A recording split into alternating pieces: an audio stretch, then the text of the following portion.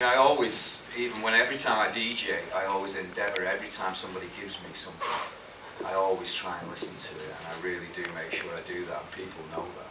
The thing is that a lot of stuff that I play in my DJ sets are what people have given me, that isn't known or isn't signed. I think it's a compliment. I think that if somebody goes out of their way to give you something, you should listen to it. So I will be listening to as many people as I can. And again, as we said before, we will be trying to use them, try to give them a leg up. You have it on the door hook, you know, all the Noonans are gone. You, for that question, you're Can I ask how important Ben Kelly is to all this? The importance of Ben Kelly was quite interesting, really, because when I resurrected the Hacienda brand and we started working together again, there aren't many of the old, unfortunately, factory family left. So it was quite important for me to sort of strike up a relationship again with Ben and with Pete Saville and keep it together. And the thing is that, you know, I suppose in one of our criticisms, we all like talking about the past and revelling in it. You know, I mean, it is immensely, for me, it's immensely exciting, and I'm very proud of when I knew what Pete Saville and Ben Kelly did. And even though I might moan about it, you know, how much it cost, the thing is that there's no escaping the fact that it's very unique, and Ben has a very unique eye.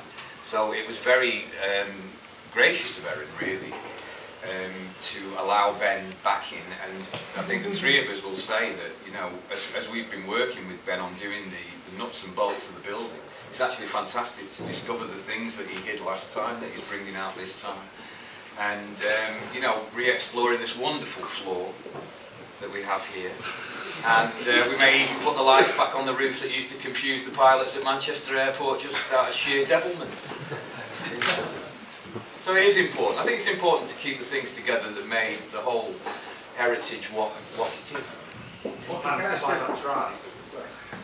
You what, mate? Any plans to buy back dry and set that well, when I saw when they put their mirrors up, I think it was just a step too far for me.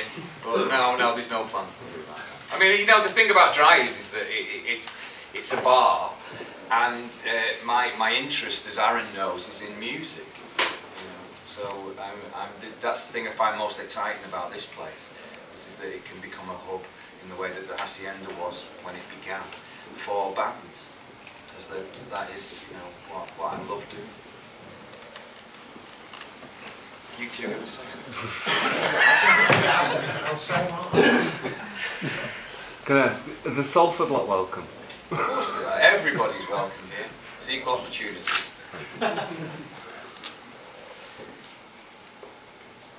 Wow, that's quiet. Aaron, question for you. You've got to make this pay. At the end of the day, there's a load of emotion in it, and a lot of love for the music. But you know, you own the place, you've got to pay your staff, and you've got to make it work financially. We're in a shit situation economically at the moment. Technical term that. How you know what I mean? How are you going to do that? How are you going to make sure that this time next year we're celebrating the first anniversary and it's buzzing and it's you know what I mean? It's paying its bills.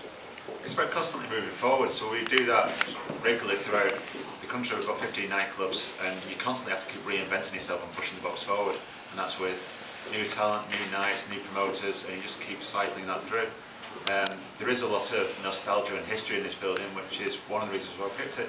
This recessionary issue we've got at the moment has actually created this facility, really.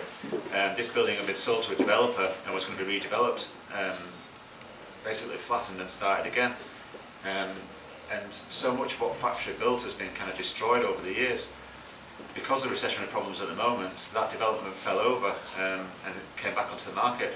So I got a call and it was like, this is kind of a very different proposition that we talked about sort of 3 or 4 years ago when we were trying to develop a site in the northern quarter that we spent 18 months trying to get licensing and planning on and was unsuccessful in that.